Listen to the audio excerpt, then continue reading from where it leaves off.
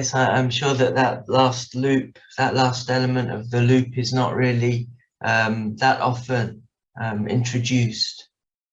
Is this part of what you might say an element of your work on developing a mindset for lifelong learning is being able to, you know, listen to feedback and react to feedback? Is this an important element for students to learn for later on, for future work-ready students? Yeah, thanks, Mark. I think this is a very timely question, in my opinion. I feel the reason why I say that is because lifelong learning, be it for educators like ourselves, as well as students, applies the same, in my opinion. The reason why I say that is because it needs two hands to clap, right? So number one, let's talk about our students, our stakeholders, one of the stakeholders. Now, they has to be ingrained this value where education doesn't finish after 3 years or 4 years. It is about the ability of every lesson is a learning process beyond classroom, beyond your graduation. And that's what I try to aspire. I hope I'm able to touch students on that aspect. That's number one. So I ingrain values in whatever I do.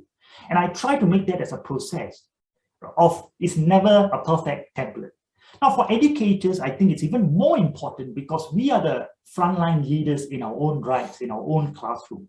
So it is important for us to be able to have that mindset, growth mindset, and agility and humility. I think very important, let me emphasize that, to know that we don't know everything, right? And I think that has to come in actions rather than thinking. So how do we do that in actions? Review our own through our peers. I think it's an excellent platform today. We get together, we talk in conferences, maybe go back and reflect. And how can we fine tune if it is not a major transformation, a radical transformation? How do we fine tune? What are some of the contemporary things that is happening out there that we can try to bring it into our own learning design? It may not be everything. We may not agree with everything. But I think the important thing is about how do we learn, what is beneficial for my course, so that I can value add to my students. What can we even learn from our students? And one of the things is about the student-centric transfer. You'll be amazed that how well students can transform the teaching and learning as well. Right? If we can do that and we walk on the pathway, be it whatever specialization, right? We are in language school, communication colleagues, or business school or law. I think it applies across every different specialization, in my opinion.